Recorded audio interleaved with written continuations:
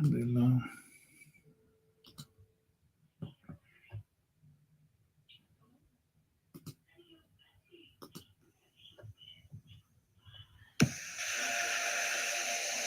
Why must we feel our future's so uncertain? Why must we feel our presence is a burden? Living day to day of crumbs from the table. This dependency must end. I know that we are able to build a life that's more than just politicians are not magicians. They cannot change our circumstance. We can continue to be the stepchild of this society. Let's come along and move on toward a life that gives us dignity. We need us independence, independence, independence, independence,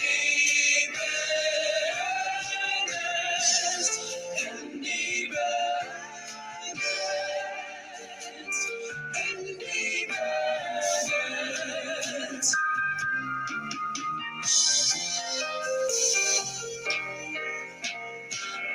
The politicians, they all have their concerns. But through the years, there's one thing we've surely learned. That what they want and what we need are not the same. Even though our best interests they take. They have their rules, and with our lives they surely play. 'Cause win or lose, our conditions stay the same. So to take it's time, we take our future in our hands. Let's go alive. Together, we must take a stand for our independence, independence, independence,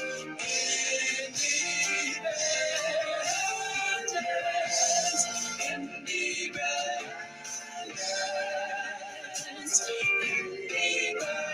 independence.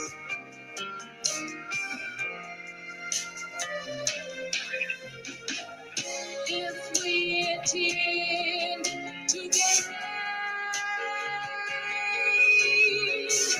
our rightful place in this society,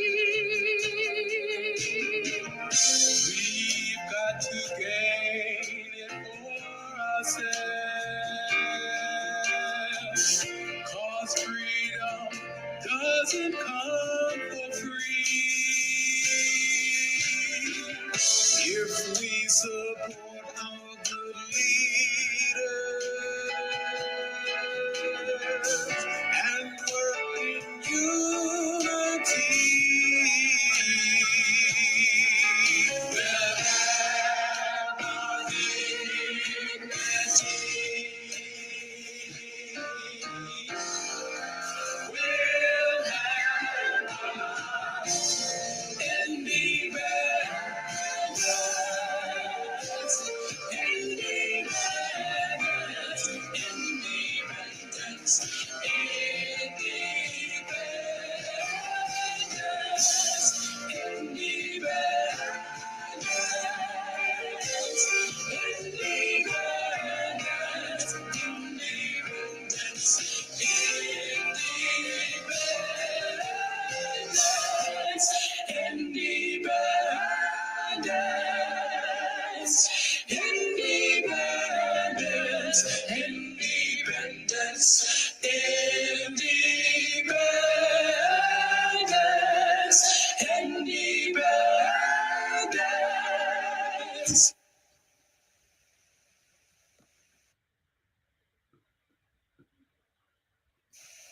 Uh-oh.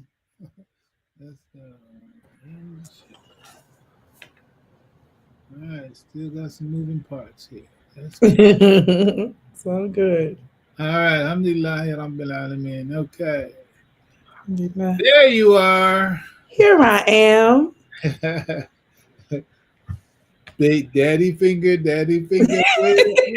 Here I am. Here I am. How do you do? What's going on, sweetheart? Navigating this good life with all of them wonderful daily reminders that we've been doing. Year of the Quran is Yeah, popping, it's popping and up. it is. It is. It's just when you think of the hadith of the prophet speaking of the if there was a river at your front door and you was Yeah. to bathe in it, it's like it feels like that, like what that really feels like to get up and start your day Yeah, yeah, with that gets your mind right. Like yeah, you yeah. start to see everything Right. different for the Yeah. rest of the day till you tap back in that next morning. It has been a blessing. It So means it's something. exciting. And it's just been a little more than a month, you know. I know. So, Like, yeah. And so now and we ain't even felt the superpower of the Ramadan though. Like, yeah, yeah. we don't, so we don't, that's exciting to see that moment where we are even conscious of aligning our body's experience to this, yeah, and all of that. I'm excited to see. yeah. I'm going to document. I'm going to be a journal crazy, just Uh, really paying attention as much as possible, inshallah, through this month. So yeah, it's so exciting. as well. And I just so happen to have Oh, one of those journals that somebody sent wow. me, right? My. Oh, well. This journal that she's speaking of is her design, and there's a whole providential serendipity, synchronicity, alignment story that Yeah. goes with it. Unfortunately, today is not the day. Right. That's the story. But Yes. you are seeing on split screen the composer, author, creator of this Quran study. Yes. So as of right now, if you get that link, I do. I'll drop it in there. we'll put that link right now while supplies last. While supplies It's you have last. wallahi, it really is you the first people that are to get it, but I'm by the grace of Allah feeling generous. El Kareem, Abdul Kareem. Alhamdulillah. Been studying the attributes of Allah subhanahu wa ta'ala. Mm, Uh, so as of now, it was originally only for the Fajr Halakha folks, mhm. but because you're listening to this at any particular time, at this particular moment, when you see that link, hit that link and you can get one of these. You know, Ramadan coming right at you. You can Right get at you. one of these for your Ramadan this year, and that's like Yeah. it would be like no other. So be sure to put that link in there. Yeah. I'm gonna step back, do a James Brown step back. Mike hit the splits, pop, pop. So hit us with what you got to hit us with, all right? Alhamdulillah. Assalamu alaikum. عليكم السلام ورحمة الله. أعوذ بالله من الشيطان الرجيم. بسم الله الرحمن الرحيم. أشهد أن لا إله إلا الله وأشهد أن محمد رسول الله. Assalamu alaikum to all of our listeners on YouTube and Facebook Live. We are here. Life has been lifing. And we're just getting things in order. Alhamdulillah, our imam has been traveling and touching other communities and sharing his wealth of knowledge and across the U.S. once again. Alhamdulillah. And so, one thing that is for certain that we have learned is that it's always good to allow your body to reset. Reset. But even in that, today I like what has been on my heart to share, and I reiterate again, go to mastertheworthing.org and you will find the link to be a part of this amazing halakha that happens every day, every morning at 6:30 Pacific Standard Time. So that's California time, 6:30 a.m. And you do the math, Eastern, Central, and so forth. The year of the Quran that we're doing as a community, coming together to explore this adventure called life and better understanding the Quran for our own lives, and seeing how, as a community, how the entire community will benefit from us doing our individual work, and how that allows us to align collectively. So, go to the website to be a part of that conversation. But what I wanted to talk about today is language.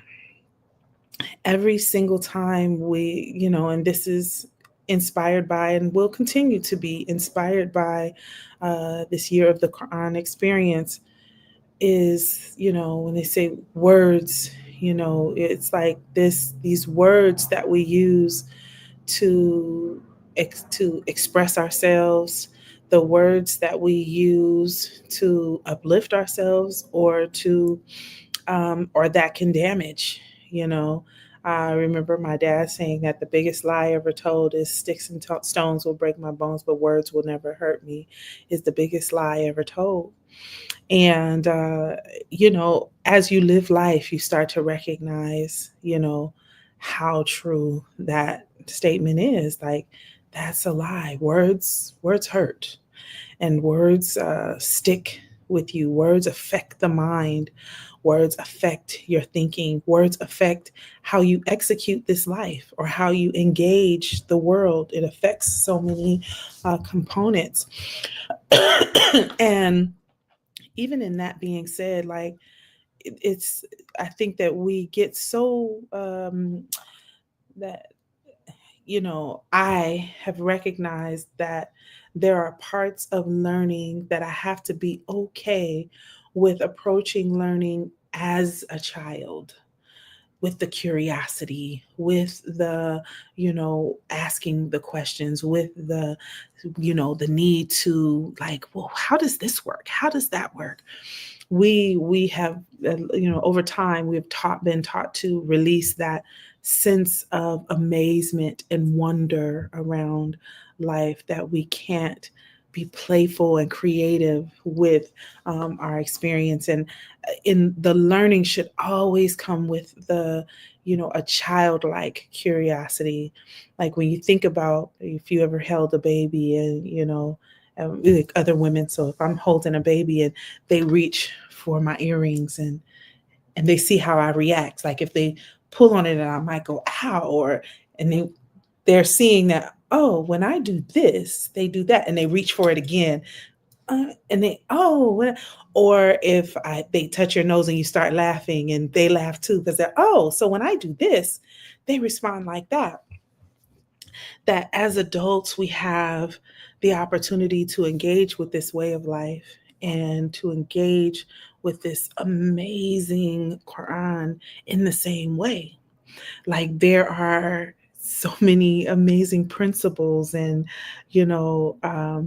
these, it's like this treasure trove of things that you'll pull out, that when you pull it out you might not even know what the value of it is until it's put into another context, and then you're like, oh, so this goes with this, and then it opens up a whole nother world for you. So with language, and why it is so big, the gift that Allah has given us as Bilalians in the leadership of Imam Muhammad, that I understand why sometimes my dad get his gangster pose on by, like, don't even come for me on Imam Muhammad. Like, they ain't nothing you can see, right?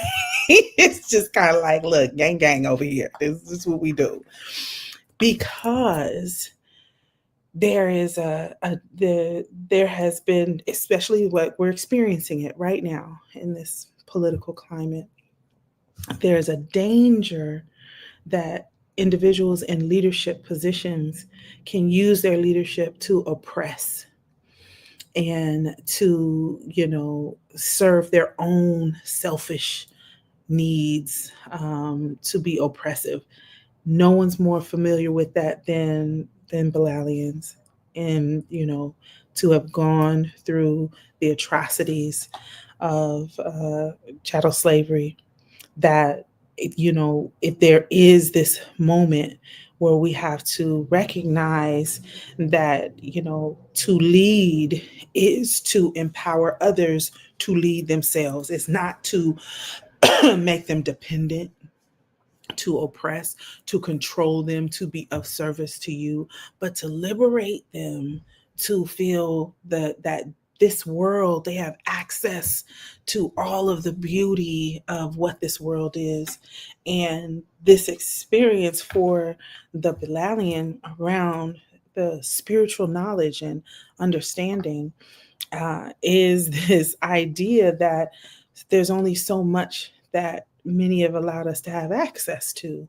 Whereas the Imam gave us tools to utilize to discover our experience with the Quran, our experience with our conversations with Allah, what Allah is saying to us as unique as our fingerprint, that there's a way to dive into it. For example, like when you think about certain words, there are certain words that are used. I don't even know. Like I was thinking about a list of different words, like easily that, I think I'm gonna use this example. So if I said to a group of people, think about a tree, right? Just a tree. Then each person in their mind might have an image of a palm tree, a plum tree, a lemon tree, an apple tree, a cherry blossom tree, the tree that has, because there's one outside of my door. So there's, it's like, think of a tree, or they might come up with a oak tree. They might think of an oak tree or a pine cone, a pine tree or whatever, right? And all I said was think of a tree, right? There are so many different aspects of a tree, right? But then if I drilled down and I asked, well, what tree did you think of? And they gave me palm tree. And then I said, well, what made you think of a palm tree? And you go, it gives them a moment to drill down on that. Maybe they remember a vacation. Maybe they remember that palm tree that was outside their window at home. Maybe they remember, they say, well, I live in California and there's palm trees everywhere. There's still another story connected to what they filled into that space of the container tree, right? In that same way, which is like, it's like there's here's the thing, like even as I'm processing and sharing this with you in real time, there is some things that I recognize I don't even have the words for, right? And I don't have the words for it because it is, I don't know what your experience is fully to really get what I'm saying. And I know that I have been, a brother at the masjid has said, you've been around this language all your life to where you understand it. It's almost like being a child raised in a house that speaks, Spanish, and that's all. And then, but you speak English freely. But then when you're around Spanish speakers, you can understand it. Like that has been, Alhamdulillah Rabbil Alameen, that has been my experience as a Muslim woman growing up in America, that I've had access to this language to where when my dad explains something, it's just like, oh, okay, yeah, like I get it. And so with this container tree, or just choose any word, that when you go into the Quran, like when it said that the Quran is in the Arabic, I get it. Like my dad doesn't need to explain to me what that means. And I think this is my opportunity to say, and this is no boast, which I've never had to use that. It's just, I'm making a point in this moment, right? That when it says the Quran is in the Arabic, then it's like, okay, so when that is being said, what does that mean for me in this moment? That means I need to dive into the Arabic to see myself in the flow of what is being shared. So when I look up a word, and maybe the word is, you know, womb or birth or love, or like as these were, I have to be clear that, okay, this is the English term. The English term is that container. What of my experience is being filled into that container that is allowing me to fill in the colors of what my life looks like? So when I think about mother, or when I think about sisterhood, or when I think about, like, that's the word that is the container. But what spirit am I pouring into that container to better fill in the colors of my life? So I'm looking at the paintings behind me. It's like, imagine the words as the outline. The words are the outline, of a drawing. And the outline, when those words are put together, it makes a sentence. But what is it that gives it full picture, full view? What gives it the color behind what it is that the spirit of what those words are saying? Like, what is it really trying? And then you fill it out, and then it's like, oh, this is where understanding shows up. So for me, when I think about family tree, right? This ideal of family tree, then it's, well, what do you mean by that tree? It's like how we're connected. But even deeper than that, like what is birthed out of it? What fruit does it bear, right? When we think about legacy, but these are all based on my sensitivities, on my relationship with the ideal of what a tree does. So in the spirit of a thing that we are studying and understanding, the Quran gives us a unlimited box of colors to fill in the blanks of our life, to allow us to see in full bloom color, three-dimensional ways of this life. And it is such a difference of, like, walking through life seeing everything in black and white. And though black and white has an emotional movement to it, imagine never seeing any color, but then all of a sudden, like, color is introduced. And it's like, wow, it's there's a different reaction, there's a different experience. And I constantly remind myself, just even in the smallest, simplest details, like, I look at the sky different. Now, I've been on this planet, alhamdulillah, for 51 years. Alhamdulillah, been on this planet for 51 years.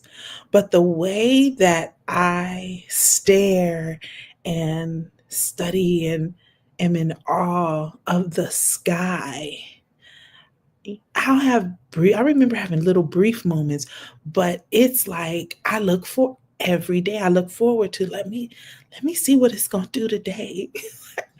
Let me see what colors it's going to produce today, as the sun is going down and I see these, the iridescent colors that's coming off the mountains, or how the sun is shining through the clouds. Like, there is this different adventure in my mind about how I explore that, and that in all of life. But it started with, really, like, we were having a conversation, and in discussing the attributes, that there's a conversation even in that moment, in me seeking to read the sky, that Allah is having a conversation with me. Because even though I'm seeing these colors, or I'm seeing how the clouds are aligned, it's evoking a memory of an experience. It is allowing me to fill in the container based on my sensitivities, based on my world, that when I look at that, it evokes an emotion that will be very different from someone else's emotion that they evoke, right? We could be looking at exactly the same thing, and it will move them in a different way, but we will both be in awe. Because Allah is, even though we're looking at the same thing, Allah is having a unique one-on-one conversation with each one of us.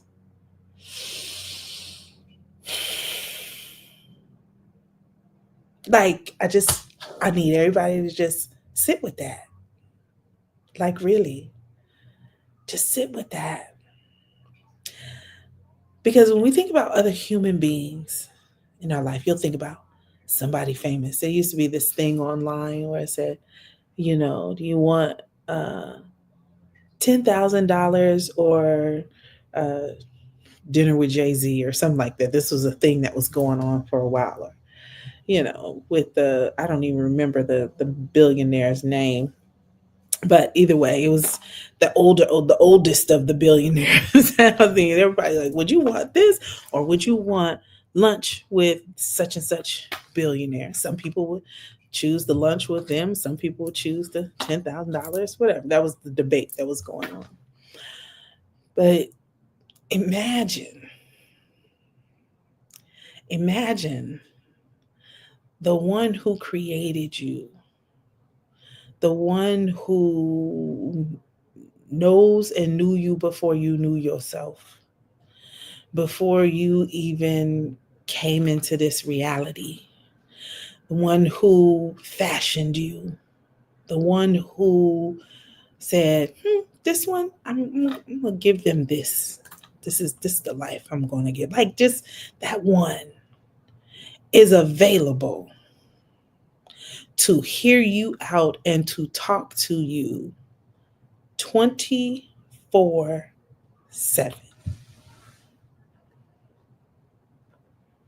24/7.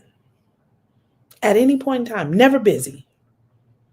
Never busy. Never putting you on hold.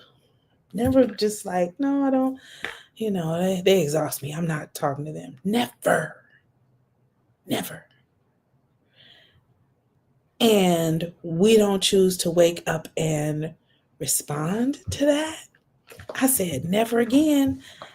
I want to take full advantage of that opportunity, full advantage of the daily 24/7, every minute, every second conversation with Allah. I'm not going to put you on hold. You could be telling me something that I know will change my life, right? I know this. I know that it will change my life. Just that simple moment. It excites me. It gets me, motivated. It fills my heart with a level of gratitude that no gift or anything else could ever do. And you have, it's in the Quran gives you the things to fill into this container called life. Whatever the container is, family, business, life, womanhood, manhood, parent, teacher, just artist, just what's the container? So if my container is Camila, like this, the container is Camila, what am I filling it with? What is the conversation? What is the thing? Like when I say Camila, not what other people say. When it's Camila, what is in that container and what has filled it to give its full capacity, for it to show up in its best form, to do its best work, to be of its best service. And then as you continue to ask and you see your capacity is only here, and then Allah goes, oh, no, I want to give them more, but there's something I got to do in order to be able to give them more. I got to expand their capacity.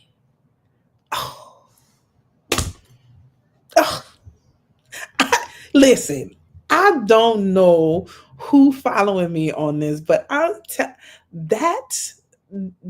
my leg is shaking right now because it's like it is exciting. That it's like, hold on, wait, God.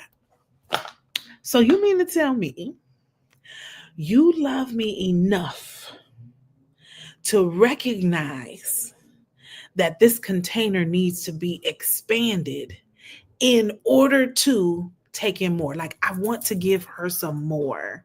So because I want to give her some more, I got to expand her capacity. And that's the life experiences. That may be the challenges and the obstacles. I got to expand that muscle to be strong enough to handle these things. And I always use this example to support this concept that's mine. I'm sharing it with y'all, but it worked for me. This concept works for me. And I shared it with my sister, and my sister was like, that works for me too. So I'm going to share it. How y'all feel about it? Let me tell you, the way that I'm navigating this thing about my relationship with Allah, it's like I've moved with, and this is no boast, I move with it very confidently, and I'm okay with my relationship. I'm okay because I know we still got work to do, but Allah's mercy is so much stronger than the human being's mercy. Allah's mercy is good and accessible. Allah knows my intention, so I'm gonna share this as how it helps me to best understand navigating this. That the Prophet sallallahu alaihi wasallam, that before he received the revelation of the Quran, which existed, it's like all of it came down at one time, yet the human body had to be prepared to carry the weight of what this Quran brings forward, right? That in this, his physical body would climb the mountain to the cave of light, right? His physical body. The first time he went there, and I never looked up how many times he traveled to the cave of light before he received the revelation. But either way, any of those who have been on Hajj, you've seen that mountain. And you also know that our access to the cave of light is easier now because tourists and technology has evolved, and so now there's a trail and there's maybe a couple of pieces of wood to make a step, and so it's not as steep, and you got street lights, and you have things that make it easy access, right? But mind you, over 1400 years ago, that did not exist. Maybe a fire torch or what have you. But it didn't, electricity was not there, right? But this was where he knew he was going to go. Allah inspired his heart to say, okay, this is where we're going to go. And his wife would bring him his meals. She would climb that mountain to make sure her man was fed. Come on now. That's another conversation over there. But she was like, you going that mountain again? Like, no, it's like, no, I'm gonna bring you your food and I'm gonna let you do what you do, right? Another conversation. But went into this cave of light over and over again. Now, any of our health people that we know, when you exercise, the heart is worked. When you go walking, your oxygen is built. Your muscles are made stronger. Your heart is beating faster, and it pumps the blood through the body, right? I'm getting a vision of like this. That's what happens. So we've been talking a lot about butterflies, which is my thing, right? That when the butterfly is coming out of the cocoon, it allows the blood to flow to the wings, which also makes it stronger in order to ascend. Also another conversation, but I'm dropping these notes so I'll remember to come back to it. But over time, you can't tell me that the Prophet sallallahu alaihi wasallam was not getting stronger, that it wasn't getting easier and easier each time. And then it was a moment where it was like the body is ready to receive this revelation. The eyes are ready to recognize and receive Jibril. The heart is ready to receive this revelation. And still, all of it wasn't given in that moment. It's like this is what the body so far has been able to, and throughout there's been, when we look at the sirah of the Prophet, there has been experiences where it's like, okay, he's ready for this revelation. Then that revelation comes down to answer based on life experiences that happen. Okay, the heart's ready for this one. Here, boom, I'm gonna give him that surah, that ayat, that experience. So there's a conflict here. Okay, here, boom, give him this. And then that. You don't think that's the same thing that's gonna happen to us? To expand one's capacity to be able to handle the next surah, the next ayat. So for us to enter into the Quran this Ramadan, like, oh yeah, I'm going to read the whole Quran and I'm going to, it's like, it's not about conquering the Quran. It's about letting the Quran conquer you. Let it come into you, because you're not going to know nothing unless Allah wants you to know it. So what do you need to do? expand your capacity, your character, your integrity, who you are, how you show up, so that it can handle, this container can handle the responsibility of that revelation. I know I went a little over time, but I'm a pause there because it's been a while, y'all. So call me man.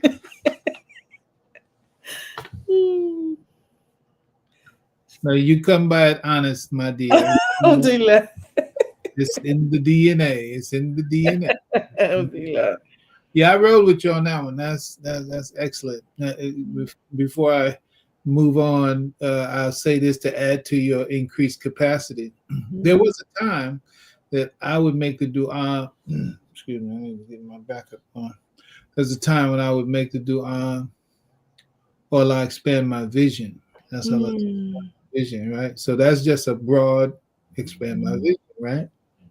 Okay, so he did that, right? So Yeah. he expand my vision. Mm-hmm. When I did all that I was seeing, okay, I didn't finish the dua. And oh Allah, give me the capacity to bear the vision. You know, Subhanallah. Yes. that's what you want. Yeah. I'm gonna let you learn from your own experience, right? Yeah. I got experience with Imam Muhammad, but like you say, that's for another. Right?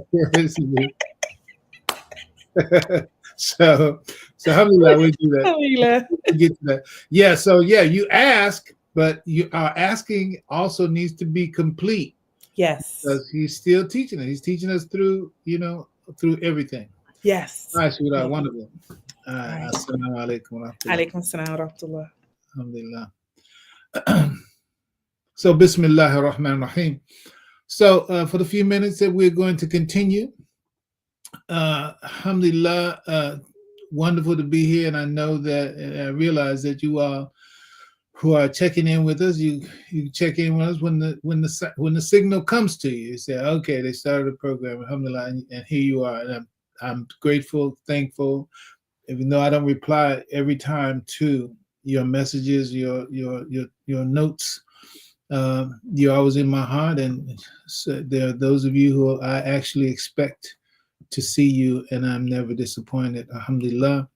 So what we're going to do is carry on with today's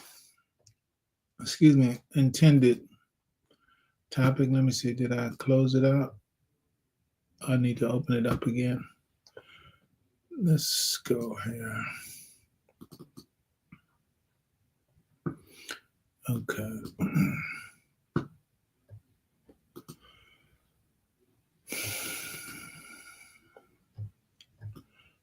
Yes. So today's focus, let me skip through it.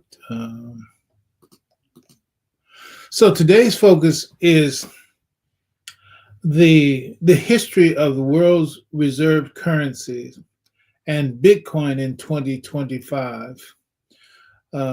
This is so very important because we are in a massive, brand new, unprecedented change. And I can't say unprecedented. It's unprecedented because the other things that we're going to add. It's not unprecedented in that you see on the visual here that these were nations that were sometime, and these times indicated, their currency was the world's reserve currency of the time, meaning that their money was the money that everybody in the known world of their time were really after. It was important to have that, right? And we are currently witnessing the transition, the transition and the final quote unquote decline, even though there are going to be different ways, a multipolar, there's another one of the ways has been said, kind of reserve currency. Excuse me.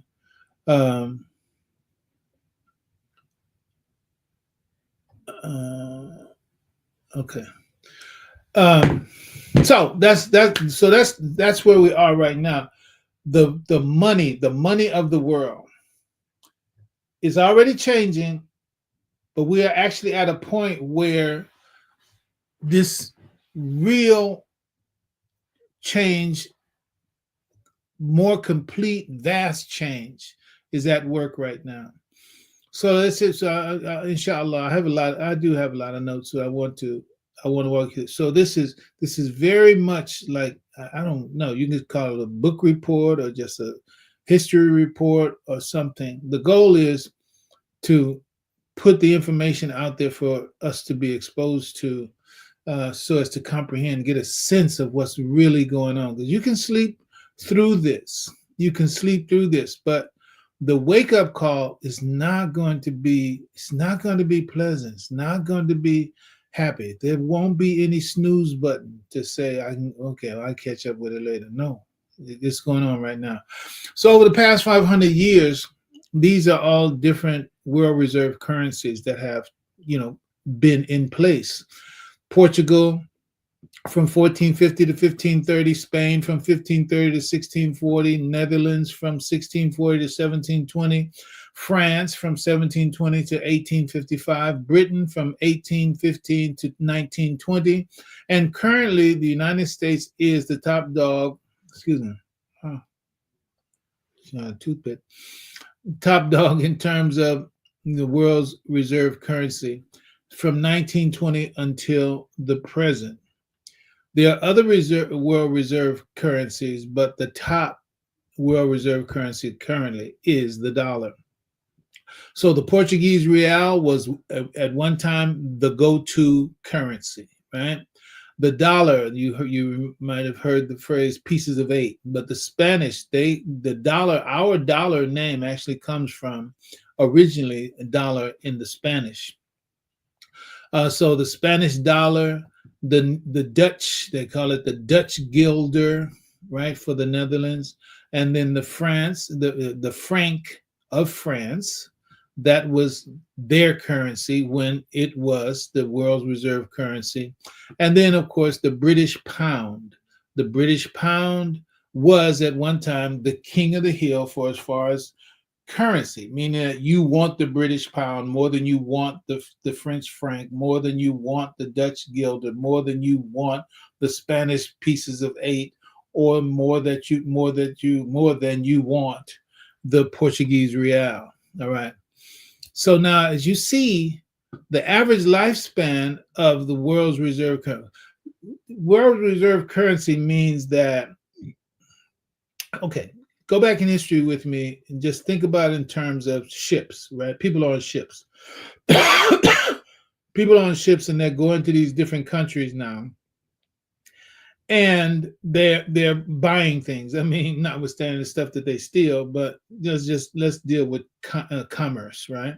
So the commerce. So the one that the nation, the nation that was able to move to more different places and bring and take more different goods, and their currency, and by that, because of that, their currency became the currency that people wanted, because they would be the ones who would buy your product.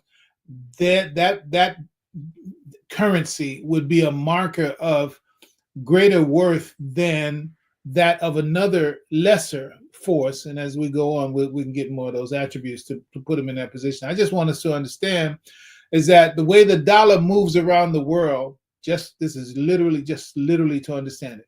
The fact of its circulation, global circulation, because the fact of its value being recognized in more places in the world, and in the quote unquote best and more powerful places in the world, makes owning dollars more valuable, right? So that's the position that the dollar is in right now. I know we talk about it on the weakness and the loss of purchasing power, and the regular dollar being worth like 3 cents or whatever. If you think the American dollar is worth 3 cents, what do you think the other currencies are worth in the world? We were, of course, in Mauritania, and the exchange rate in Morocco, the exchange rate was 10 to 1, meaning that you get 10 of whatever their dollars were, just naming it as a currency, 10 of whatever their dollars were for one American dollar, right? But in Mauritania, it was 37 to 1, 37 to 1, right? So in the world, when you move out of now, when we were there in Mauritania, it's like, okay, yeah, you got dollars, but we want our currency. The man on the street, the cobbler, if you will, the tailor, whoever, is like, yeah, I see that, but the way I operate and where I operate, I'm not in a position to have to go do some exchange and do this. Everything is not how can you say, as accessible, and we're not as connected uh, as in a world or a place or a nation where all those things are in place. So I need to have my money, my 37 to 1 currency, right? So, but when you get out to the larger world, the currency that is coming from the most trusted, and I'll give you those attributes in just a minute, the most trusted nation, that's the most valuable. Okay, and that's what put at various times. You look at the global situation at the time in 1450, the global I mean, the Portuguese, I already know off top, what was the big deal of the Portuguese? Because the global navigation that getting on boats, Portuguese was the Portuguese were the leaders of getting on this water and going somewhere, right? They were the leaders, right? You even have this term. You have this term Spanish Armada. You have the term Spanish. Well, let's start with Portugal. First slaves and slave ships and all the rest of that. Portugal, they have the ignominious distinction of being the first to do that.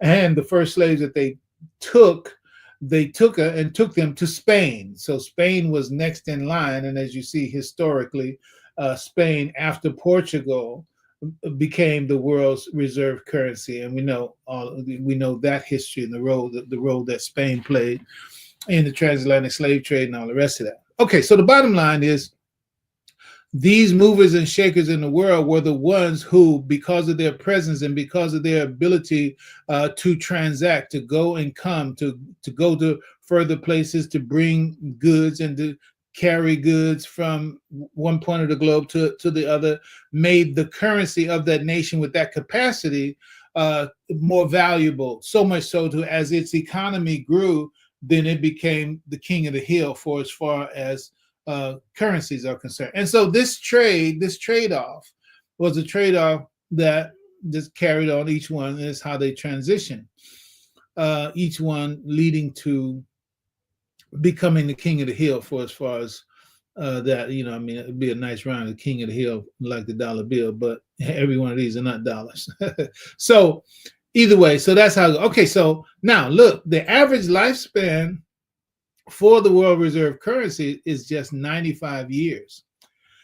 And I need to, slow down a little bit so you can really understand what edge I will go ahead and use this word because it keeps coming through my mind. We are on the edge of a precipice. You know that movie when, the motorcycle or the car or whatever, it gets right to the edge of this giant cliff, and when you look down and you see a giant Grand Canyon-like chasm, at the bottom. It's like, so we're on the edge of a precipice in the sense that we are well past the shelf life of most other world reserve currencies anyway, without any of the other considerations that we're about to bring in. So it's like, so the world reserve in Portugal, it lasted 80 years. Spain, it lasted 110 years. Netherlands, it lasted 80 years. France, it lasted 95 years. Britain, it lasted 105 years. And you know how big Britain was. It says the sun never sets on the British Empire. So even so, its presence as the world reserve currency only lasted for a little more than a century. Okay, so here we are, United States. We are at 100 years. So it's like we are well past the average for world reserve currencies. All right. And this and those average, this is the average of all the others. That is the Portugal, Spain, Netherlands, France, and Britain. That's just their average. Their average is 95 years. And they even had the gold standard, meaning that having gold to back whatever it is that you had and whoever you are, having the gold, uh, that also contributed to how long you were able to stay in that position, because you had the gold reserves to support whatever your currency was. Literally, and in some cases, literally, the currency was made of gold, right? But we're on the gold standard. Let's push on. Say, because I decided not to spend a lot of time, dealing with the whole gold thing. But the point is that we are no longer on the gold standard. There's no longer all these other, your Portugal, Spain, Netherlands, Britain, all of that. They were backed up with their gold reserves. But it was in 1971 that Richard Nixon stopped respecting the exchange of our currency, the American dollar, for gold. So that means we were taking off the gold. That is the world's reserve currency. It was first made that, I got to give you the history. You got to look it up. Bretton Woods, after World War II.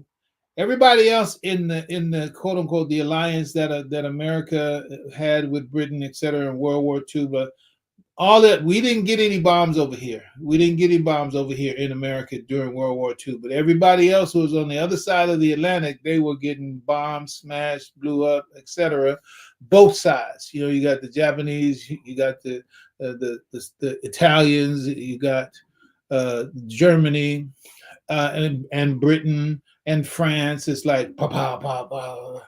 So their economies were in ruins, right? And when we came in, mashallah, God's blessing and peace, and I am grateful to those who did give their lives for our nation, the one that we are able to be alive in right now.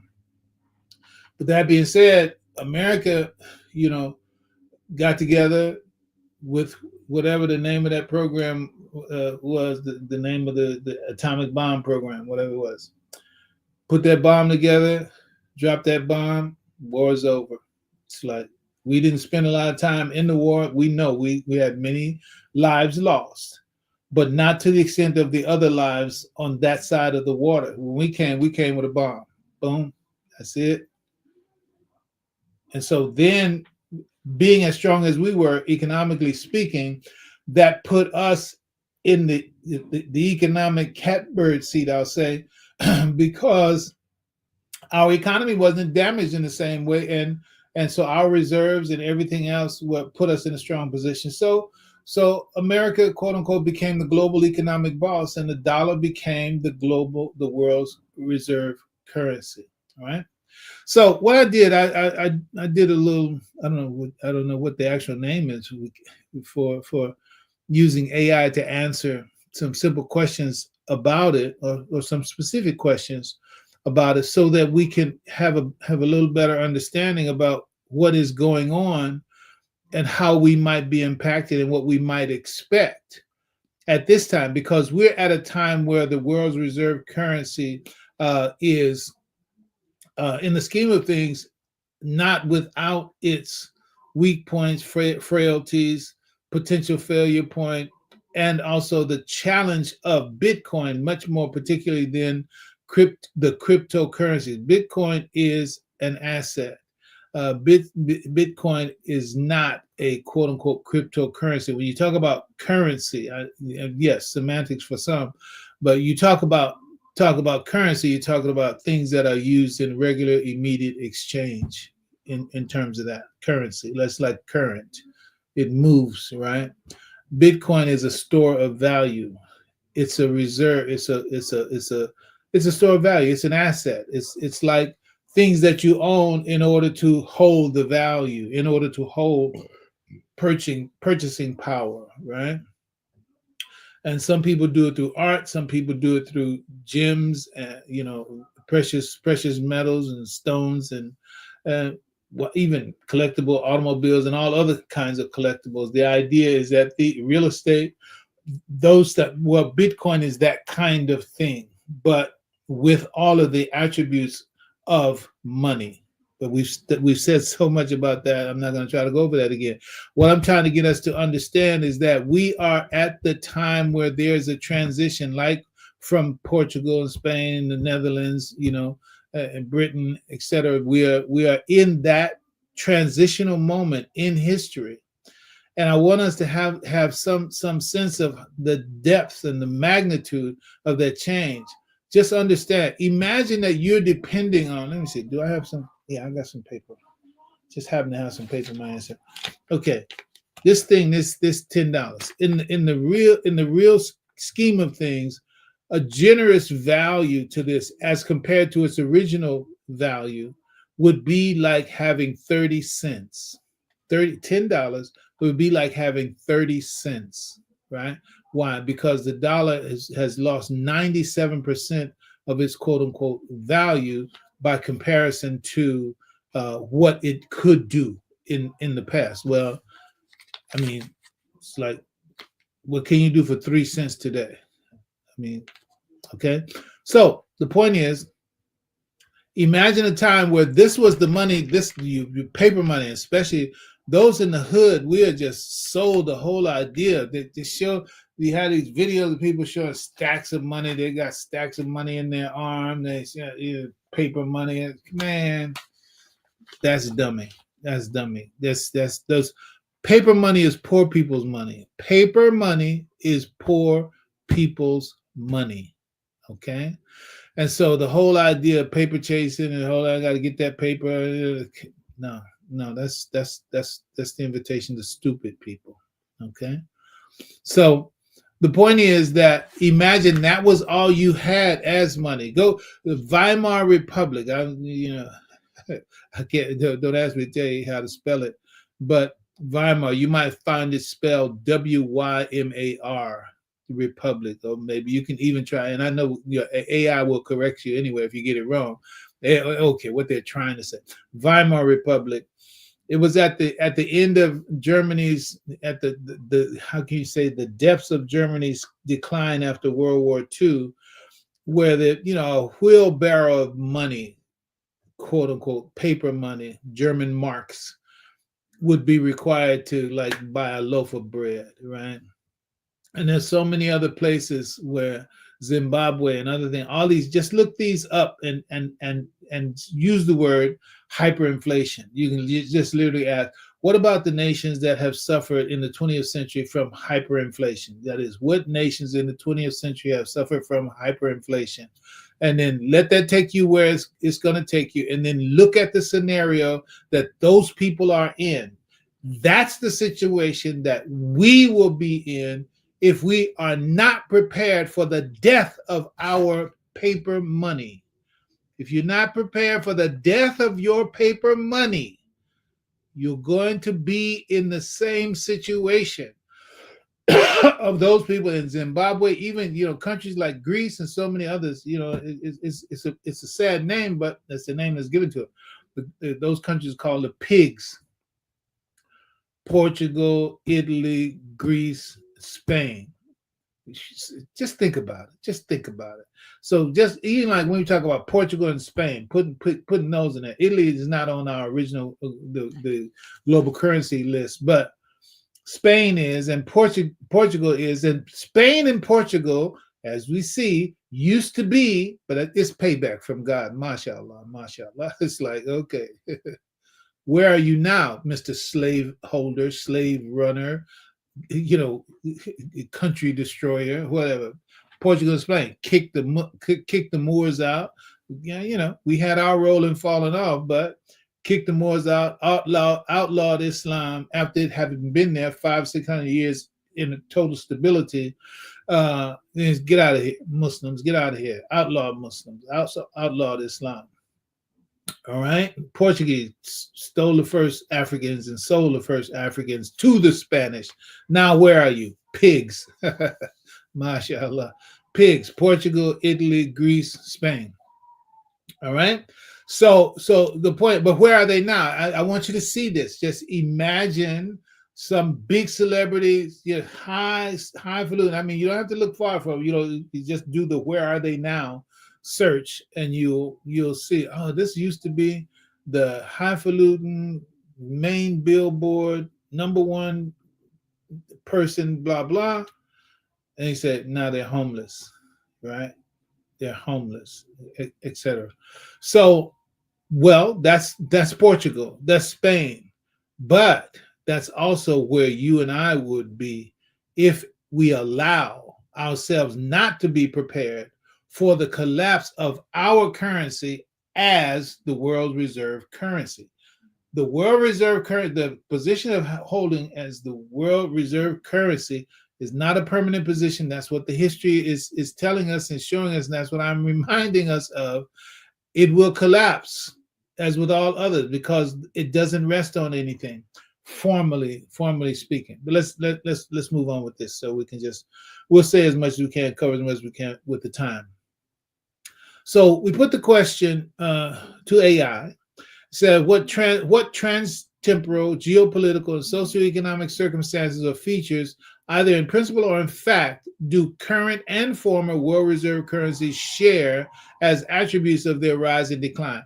What I was trying to get to, since we know that there's been these transformations and these changes as to what is the world reserve currency, I want to know across the board, what are the shared circumstances, both rising and falling, that affected and impacted the transformations of these world reserve currencies. So here's a synthesis of what was found. There's a lot that came out, but I'm only presenting what was synthesized out of it.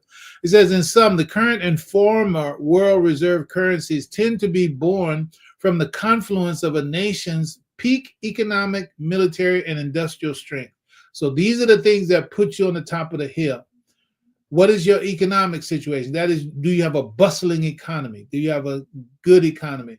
What about your military? Do you have a strong military? Do you have institutional strength? And you have all kinds of institutions. You got family institutions, social institutions, cultural institutions, etc. Academic institutions. You have, what's the strength of those, right? If you have those, and that's the kind of thing that you check those boxes, that'll put you on the top of the hill, right? So their ascent, meaning that whenever the Portugal, Spain, Netherlands, Britain, etc., whenever they moved, their ascent was driven by the ability to offer stability, liquidity, and trust in an increasingly interconnected global market. Meaning, does your stuff work around the world wherever you find yourself, wherever you are?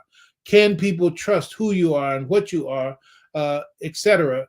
That's where your brand, I'm going to say, to abbreviate, that's where your strength and your presence and your power, your economic influence grows, because you have the stability, the liquidity, the trust in a growing market. Now, their decline, on the other hand, often is precipitated by shifts in these underlying factors, right? That is, the loss of economic preeminence, political instability, the emergence of credible alternatives to whoever you are and whatever you are. And I'm talking about as a reserve currency. Then that diminished their perceived reliability on the world stage. I don't know, he might be broke. Look, even the French thing, the closing of the gold window, as they call it, August 15, 1971, by Richard Nixon. It was formally acknowledged when Charles de Gaulle, the French, who were fighting in Vietnam before America got to Vietnam. Somebody else was fighting before the French, I believe. Probably the British. Either way, they were trying to get the rubber and what have you. Yeah. So in any case, so the French said, "We out of here, man. We can't defeat these Viet Cong. We can't defeat these Vietnamese, right? So we gone, right?" And America said, "I got it.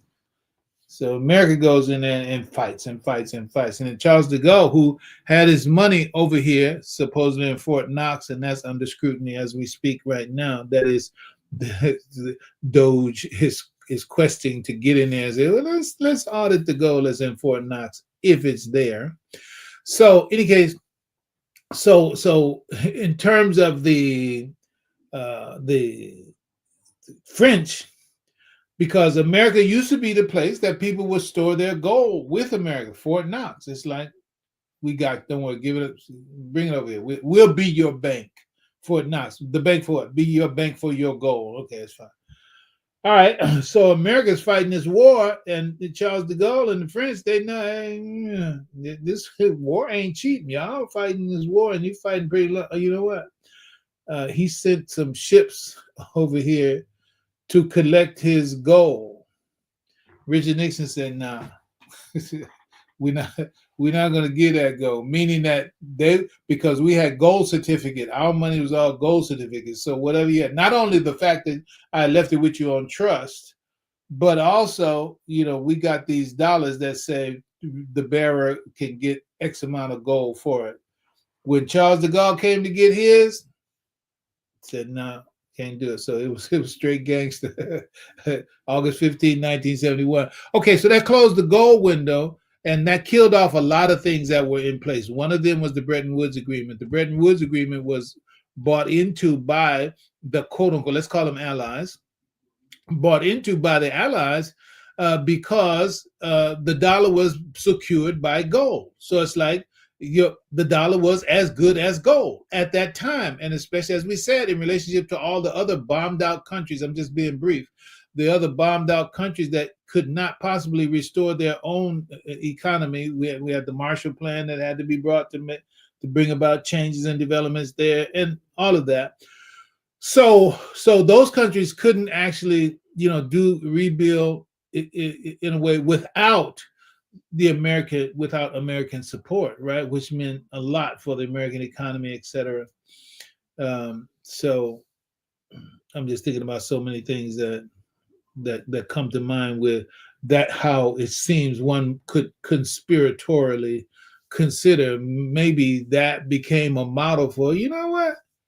Because how many people went into all the bombed out countries that have followed since then? Halliburton, that's the word. That's actually what I was looking for, because for me, that would be the icon of, you know what, this is a way to make money.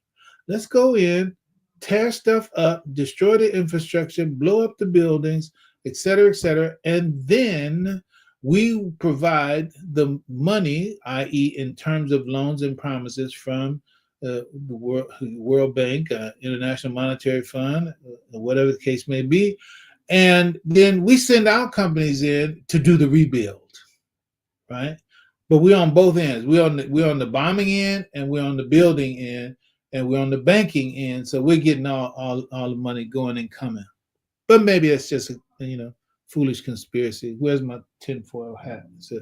So in any case, the point is that when Richard Nixon closed the gold window, that took the dollar off of the gold standard, so it could not be depended on because it was backed by gold per se, because it wasn't being honored anyway. But what happened was everybody else in the world said, "Well, hell, if America don't have to have its stuff backed up by gold, we ain't gonna have our stuff backed up by gold."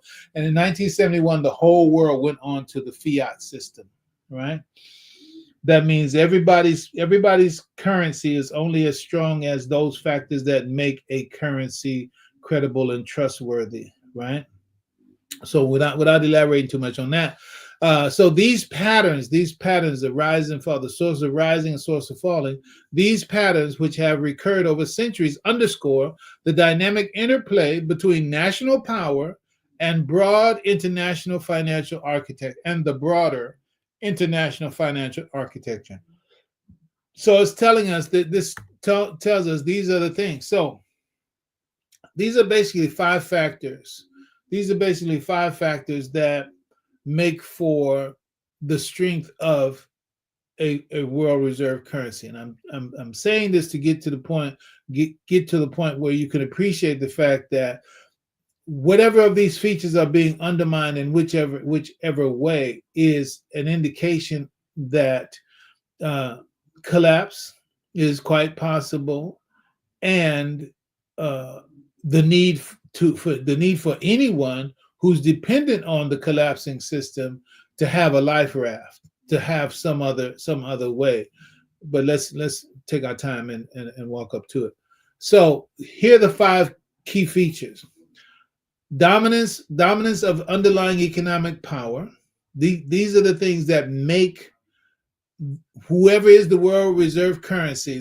So going back up to our list, our original list, you got Portugal, you got Spain, you got Netherlands, you got Britain. Actually, I don't know if I'm leaving anybody out. Let me see if I'm leaving somebody out. Who is that? Okay. Yeah, Portugal. Yes, France I left out. Portugal, Spain, Netherlands, France, Britain. So these are qualities. These are the qualities that put whoever, whenever they were on top, they had essentially these characteristics. They had the dominance of underlying economic power. They had political and military hegemony. They had institutional credibility and financial infrastructure. They had network. They had the network effects, and meaning people who are subscribing and utilizing their currency, etc. And then they were globally integrated. Globally integrated. Had a network. Like I think about what's that? The West Indian Tea Company or something. I think that's the wrong number. Name. It has to do with Britain. East India Tea Company or something like that. It's a big global network, right? Network effects and global integration. And then also socioeconomic stability and policy consistency. These are the kinds of things that make for a strong world reserve currency. And it's also the decline of these very things that account for its decline. All right. So he asked in these 5 categories, where does the US dollar as a world reserve currency stand? So we asked the question, so tell me about where is America relative to all of these? All right. Just giving the synthesis, the summary. So in summary, the US dollar is very strong in most of these categories. It benefits from a large and dynamic economy, unrivaled military and geopolitical influence, a highly credible and mature financial system, a deep-seated network effect. That is, the more people use it, you take the number of people in the network and square it. That's the strength of the network effect, which is called Metcalfe's law. So America has a deep-seated network effect that have entrenched its global role. America is everywhere. A stable socioeconomic framework that, despite occasional turbulence, continues to support its reserve currency status. So America still looks good. It's like somebody going to take a physical at the doctors, so they check all the vitals, they check all the key parameters for a person of their age and whatever dimension, and say, okay, you're all right. You could be better on this, but you're good. So America is like that, right? While there are emerging challenges and competitive pressures, especially from rising economic power. See, we talked about the pigs, right? The pigs, Portugal, Italy, Greece, Spain, that's the pigs. But there's another side. They're not the pigs, they're the bricks. The bricks. The bricks is who am I missing on that? I'm missing the Brazil, right? Brazil. So you have Brazil, Russia, India, China, and Southern Africa, right? That old apartheid country. So listen, they said we weren't involved at Bretton Woods after World War II when y'all made the agreement that the dollar is going to become the world reserve currency. We weren't not a part of that agreement, right? And okay, and we've been down, we've been, wherever we've been, not being able to really, talk head to head, or quote unquote fade America in terms of what America is doing, but all that's changing now, because Brazil got what it's got, Russia's got what it's got, what India got what these are massive economies when all is said, and everybody got weapons too. Everybody got weapons. I mean, you don't think about Brazil so much as a weapons bearing country, but you sure think about that in terms of Russia. You sure think in terms of that with India. You sure think in terms of that when it comes to China. And again, you don't think so much about weaponry when you think about South Africa, Southern Africa. But the point is that it's like I'm not a little kid anymore. That's everybody said. China is saying it's like I'm not that kid that you knew back there when the opium wars and Boxer Rebellion and all the rest. This is a whole different party, Toto. So that's what's going on with them right now, and that's a part of what's fraying the edges of America's dollar global dominance, right?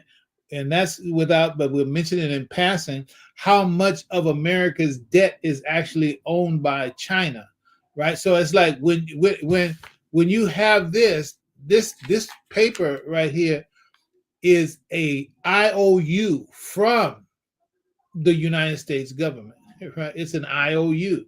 So the more of these I have, the more you owe me, right? So China is sitting on trillions of dollars that own so much of America because this is their debt, right?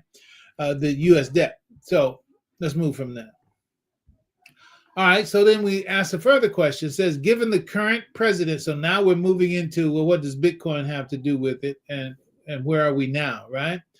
Given that the current president of the United States and his principal cabinet members are pro-Bitcoin, how does that shape the prognosis for Bitcoin adoption in America and the world? And how might that be expressed relative to the impact on these 5 categories? All right. So again, just the synthesis. So in a scenario where the U.S. government adopts a pro-Bitcoin stance, the overall prognosis for Bitcoin adoption would likely be positive, both domestically and internationally.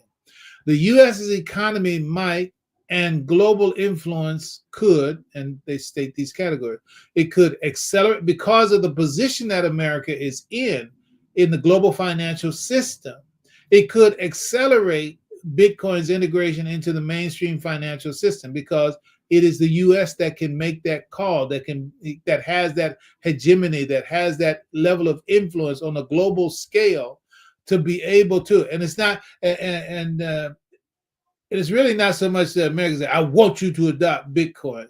No, it is that America making moves to become more strong and present in the Bitcoin, but Bitcoin being as it is a decentralized system that no nation actually owns, then the point is that everybody else out there, when they get it, like El Salvador and some of the other nations that are adopting it, and more of our states in the United States are moving towards getting Bitcoin on their balance sheet and the like, because more and more nation states, state governments, etc., hedge funds, etc., are recognizing, okay, this Bitcoin thing is not going away, and this Bitcoin thing has a quality and a characteristic of real hard money, and it's better than gold. Gold was good and for what it was at the time it was in the world that we lived in at that time. But listen, this world is moving on to a more technology-based, digitized world, and what has come out of it is this thing that is a digital asset, that is digital gold. And so we're moving into a whole new world where, it's going to be backed by gold again, but digital gold. So what gold was for the stability of previous nations and their currencies being backed by gold, Bitcoin is what's lined up to become, by the nature of it, lined up to become the world's reserve currency, like gold was an asset, a world reserve asset, something that could be depended upon because of all the character traits that hard money actually has. Main thing of which, very hard to duplicate, even though you can dig the ground and find more gold. But with Bitcoin, 21 million, that's that. and that's going to be it. While that asset also does all the thing that the ideal of money would do, but and also has the non-counterfeitability and the non-reproducibility, the actual hard limit of whatever it is sort of like it is. The scarcity is absolute. The function is complete in all ways. Whatever money is supposed to do, that's what Bitcoin does. And there's only so much of it now. So I'm thinking right now to also make this point. We're less than 10 minutes right now, but I'm looking. What am I looking for? The price of Bitcoin, for example, right now. Okay, so the price of Bitcoin right now is 92,000. I know for those of you who have no idea about it, it's like, oh, that's still high. Trust this. That's Bitcoin on sale right now. 92,000 is Bitcoin on sale. All right. And so I'm not really trying to drive that point so much as, but I will say it's like, come on, if you don't do anything but just get a simple Bitcoin or crypto account and just spend the least amount of money for it, so at least you got the thing. Right? It's like having a wallet. I ain't got no money, but I got a wallet. Right? Okay. Well, get a wallet so that when you have money, you can just put it right in there. So I'm telling you, if you don't do anything else, just do whatever the simplest thing is to do to be able to open up an account that will enable you to get it when you finally get it. It's like, okay, oh, I get it. Okay, now how do I get started? No, just go ahead and get a wallet. And then when you get it, then you bang bang, you're ready to go. Because I'd have to talk about something else right now, but I'm not. But understand this: there are people who have the wherewithal, who understand what I'm telling you right now, and they see the future of the global economy being impacted by Bitcoin / and cryptocurrency. I say for right now, you don't need to worry about the meme coins. You don't need to worry about that. Oh, this is not financial advice. This is just what I'm thinking. Okay, do your own due diligence. Blah blah. But the situation is that there are those right now. It's not under the full regulation in that sense, and that's what someone. Well, let's wait till it gets regulated. Okay, that's fine. That's fine. The point is, regulation doesn't mean it's illegal at all or anything like that. It's just the point is that there are those who they have these now. BlackRock, I gotta say names like that, who they don't want nobody else to have more than them of this limited, absolutely hard cap limit. There's only so much of it in the world, and once it's possessed, it's like it's possessed, right? And so if you don't get it and you don't have it in that collapse that we're talking about, that quote unquote that kind of depression era situation, the Weimar Republic, the Zimbabwe situation, the hyperinflation, the time when, hey, the soup line. I would talk to my neighbor who's today is his 101st birthday. And we were just talking about the things that he'd been through, the things that he's seen. One of them was the depression, right? And the depression you had wrapped around blocks of soup lines, no meat. This is literally a soup line. And the black folks had to be in the, I prefer Bilalian, but let's move on. They had to be, even at the end of that line, they would have to get the leftovers of the leftovers, right? He, quote unquote, lived through that. But listen, if you're not in some way tapped in however small it might seem right now, when the final flip comes away from the fiat system and more to a digital based economy, soup line ain't gonna describe it. Soup line ain't gonna describe it. So again, like I said, get a wallet at least, even if you ain't got no money in it. But get a wallet and put $1 in it. $1 worth. You can buy $1 worth of Bitcoin. Believe that. So have that in mind. So let's finish up here. So Bitcoin, 5 categories. In a scenario where the U.S. government adopts a pro-Bitcoin status, the U.S. economy, it can accelerate Bitcoin's integration into the mainstream financial system. People following America and understanding that would do it. And even there are going to be more people using the dollars that they do have to buy Bitcoin.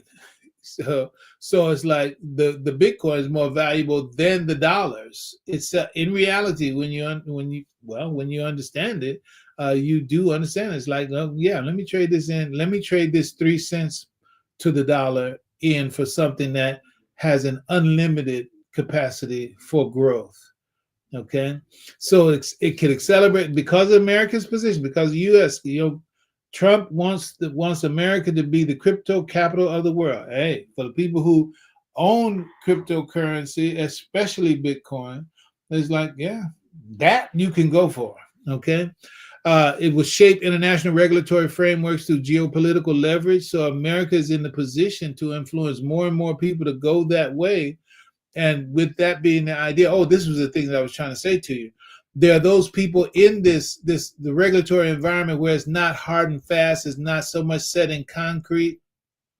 Yeah, so there is some room to play some games in there, and the big boys are playing that game. And one of the games that they're playing is that they can sell Bitcoin in such a way where persons who are traders in Bitcoin can be thinking that it's going down, it's going down, it's going down. And there's some people who short, put and all the rest of that. So that's fine. So they play that. They play that volatility. That's on one side. But then you have others who are the Joe Blows of the John Does of the world who say, well, I better get with that Bitcoin. I better get in that Bitcoin.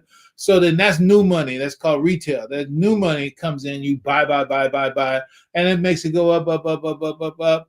Right? But then you have the other guy over here who has hundreds of millions of dollars in Bitcoin in this yet to be formally regulated environment, and they can sell into it to cause these new guys on the block coming in and the price starts plunging because there's a lot being sold. But this guy is just selling out of his reserves to be able to affect the market in a way where it actually drives the price down. So this new guy's, it's going down. I thought it was going to. So here. Have you sell? So now you taking your Bitcoin. He's bought it for cheaper, and he's gonna go back into his cave or whatever you want to call it, and then the price is gonna go right back up. But your new money came in there, bought some Bitcoin, and then your weak hand said, "Well, no, I gotta let it go. I thought it was gonna go all the way up." No, so now you let it go. So all you've done was provided new money for this guy. And the way he created a situation for your new money, your new purchase, to be devalued because he played the system in that way. Mashallah, it is what it is. That's why you need to understand that and say it's okay, because when you know that he's the one that's pushing it down, and when you know that he's the one that's pushing it down, it's like, okay, well, that's the pump and dump game. That's not the absolute correct way to say it, this that I'm describing to you, but I'm trying to get the point. The point is that there are those who play that game. Oh, we got some new money coming in. Oh, people, you're FOMO'd in, what they call fear of missing out. Oh man, I got to get it, man. I've been waiting to get it. Then you run in there because it's 108,000. You go running in there with your money. So now you're buying at the top, and so now this guy who owns that, as I've already described, he drives it down. You brought your new money. Your money was over there, wherever, Bank of America, Wells Fargo, under your mattress, doesn't matter. So you brought that new money in. So all you just added money to the game. It's like it is like a casino in that respect. It's like, come on in, bring them in, because they already know. This is not the Bitcoin scenario. It's the game as it is. I'm giving you an illustration from something that you might know. I know some of all of you may not have ever been in a casino. I have, and I think others can get the analogy. And that is It's like your new money. You coming out of Podunk, Alabama, whatever the case is. We're going to Las Vegas. Okay, here you go with your whatever. Let's call it $10,000 just to make it interesting. So you come with your $10,000. It's like, come on in, right? And they already know you're gonna lose that $10,000, especially if it's your first time up in here. But the point is, there's nothing that I am saying that's intended to scare you off in any way or to mistake it. I'm at these last 5 or 6 minutes here. The point is that even at $92,000, in fact, that's a serious bargain. But and when we mention the 92,000, that's just a unit of one single unit of Bitcoin. But the Bitcoin breaks down into 100 million satoshis, right? So the point is, you don't have to do 92,000 in order to be a part of the game. And when I say game, I mean it in a very serious way and not in a casino way. Though I've used that analogy to get you to understand how people who are the whales and the big boys who want to own as much, if they could own it all, they would own it all as much as they possibly can, and how they see the ones who come in, as they call, with weak hands. You don't really know about it. You're not really committed to it. You think you're going to make money overnight, and you want to get in and cash out and say, well, for those whales that I'm talking about, well, you are the sucker. You are, come on, bring your money in here. And then as soon as we do what we do to make the price plummet like that, oh, I need to sell. And who's there to buy it? The one who had his thumb on the scale to push it down to take your new money into their spider web, whatever he's going to say. I'm just sorry. This is I know I'm using some analogies to make it. Well, the whole thing is rigged. The whole thing is crooked. No, it's not regulated at the level right now to where it's not, what they're doing is not illegal, because there's no regulatory framework to say that you can't do that kind of thing. And plus, it's not as visible in terms. It's those people who understand the nature of the asset, who understand, well, that must be what, because nothing else explains how this thing would go down like that, with there being so much demand, and with there being, we have the ETFs and got so many other ways where millions, and even billions of this asset is being traded and being bought and held in these, how can you say, these various investment funds or assets. So what's explaining it? What I'm telling you, there's something that's going on in the background that's designed to do just that. And that's it. So the point is, you don't have to worry about it. What you do is what the big boys do. It's like, okay, the big boys, they want it to go down so they can buy more, right? So those that are doing it to get the retail money, they're doing that because they're big enough to do it that way. Okay, you and I, we're not big enough to even do that way, play that game. But once we know, okay, that's what's going on, I say, well, shoot, this is going up. Listen, 92,000, right? I'm hoping that it goes down some more. I'm gonna put it to you straight like that. I hope it goes down some more, because then it's on sale. It's already on sale, but I'm saying the sale is gonna get bigger. Right? That's not the time to be afraid, not the time to go, because when this thing punches back up, it's like, listen, it's very easy. Go on YouTube. People are not just crazy, y'all. People are not crazy. It's like when they're talking about 250,000, you have some who even say there's going to be 1 million this year. Yeah, okay. It's like, that's kind of out there, whatever. But the point is that six figures inside, it's already at 6 figures, but high 6 figures. One of you said 1 million, 250,000. So the point is, that's where it's going back to. It's like a rubber band, it's being, or a bow and arrow, it's being held back. But then when it's released, it's like, man. So I'm just saying, I'm gonna move on with our conversation today. I'm saying that it's like, I think the best thing I said today with regard to what therefore should one do. Hey, look, If you don't have a crypto wallet, get a crypto wallet. Even if you don't put anything in it, get a Bitcoin crypto wallet. Forget it, just get one. Right? It's like opening a bank account. You ain't got no money, but I don't know if they open up bank accounts with no money, but you understand what I'm saying. At least you have a bank account, right? But I'm not even inviting you to a bank account. That's just an analogy. I'm telling you to get a crypto wallet that you can get your Bitcoin in. So when you finally get clear on what it is, you're already ready to make a deposit in that. It's very important, brothers and sisters. So that's what it is today. And mashallah, truly, I want y'all to understand. When I say this, when I talk this way about this, is in fact because I want my conscience to be absolutely clear when it goes down. It's like, I know I said it. I know I told everybody who is listening, because when it goes down, look, it's gonna be too late. It's gonna be too late. It's gonna be too late. So don't get lost. Don't get lost. All right. That's my requiem for the dollar. Yeah.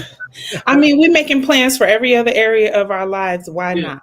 yeah, Like this is that time. Like yeah. especially when we talk about legacy building, we see how technology is changing. You Uh-huh. know, this is the opportunity to expand your capacity Yeah, on better yeah, understanding what is happening financially in this country. It doesn't mean lean into a system that may not have been working for you. It's about, okay, I need to understand what's happening to right. not repeat certain activities and ways of dealing with money before. That's So that's right. yeah, it's like just study. Just, Yeah, choose to how about this? yeah, Choose to commit just 5 minutes a day. yeah, Just 5 minutes a day and then increase it over yeah, time yeah, because it's like, get you to expand your capacity to better understand what it is. And yeah, before you buy that Starbucks coffee, just say, let me see what this would look like if I yeah, just yeah, that $5 I would have spent on that coffee, I just let me yeah, just drop it over here and boop, let's see. yeah. So yeah, I mean, we have to start to get creative around what that is. And Allah will send you the resources to help you better understand what it Absolutely. is that you seek. If your intentions are good, like inshallah, Allah will open your vision to understand it better. Yeah, Yeah. absolutely. So there's a mention, he who thinks a mention about the Coinbase, the dropping of the lawsuit. SEC, at the SEC, Securities Exchange Commission. I had left off the whole list of people or institutions in the global financial system that are threatened by Bitcoin. I'm just gonna stick with Bitcoin because it's the game. I mean, the game that includes the International Monetary Fund, the World Bank, the Federal Reserve. The way that government is done in the U.S. This whole debt ceiling thing and all that. Mhm. It's like you know, and again, the Fort Knox scenario is like, do you have gold or don't you have gold? Is it really there Right. or is it not? Nobody really. So that is a very very big thing. And so now everybody in the government, round figures, everybody in the government is like, okay, let's go crypto. Let me one last thing. I will say, Robinhood. Robinhood is something that people have been familiar with. It's a little, it's an account, right? Right on your app, right on the phone. But there is, and I'll say this: this is not financial advice. This is what I'm doing, what I have done. There is an asset called MicroStrategy. You should do your due diligence, look at it. So that is tied in, and more corporations and others are adopting that particular strategy. That's also a part of what's just that it practically guarantees Bitcoin just blowing up to just some ridiculous price point. Uh, but with Robinhood, you can also buy crypto on there too. But another way, not putting all your eggs in one basket, is to look into. I'll leave it like that. Look into MicroStrategy because it's directly tied to Bitcoin. The way that it, quote unquote, goes, rises and falls. Uh, just the nature of it is it's just real special. But I can't do that. But I'm trying to make it easy for people to say, okay, just get this account and just do this. It's like plug and play. Just point A, point B, and just do it and just walk away from it. Just you don't do nothing else. Just make sure you got it. It's open. It's like having a mailbox. Do you have a mailbox? Okay, you got a mailbox, then you can receive mail, right? Yeah. So once you have an account, then you do that 5 minute a day, like you were saying. Just do a little bit of study. When I get to know better, get to know better, get to know better. Okay, so now you're ready because you already got your mailbox, you already got your wallet. You just gotta, okay, I'm ready to pull the trigger and make this thing happen. Yeah. And I'm telling you, it's just major. Gotta go. Gotta go. What you got to say for yourself? I'm grateful. All right. That's it. I'm grateful. I'm grateful that I made it through this day's adventure called life, and I ask Allah to bless me to enter the next adventure tomorrow. So Amen. So I'm gonna put this out there in the public. We coming at you, Dawood Abdullah. We're gonna get together. He wants us to be on a program that he's doing. I haven't hollered back at him, but we're gonna get together and make it happen. All right. Alhamdulillah, may Allah guide us to the best, protect us, enlighten us, open us up, and give us the ability to be greater in our capacity. Ameen. Do more with what He has offered us. Ameen.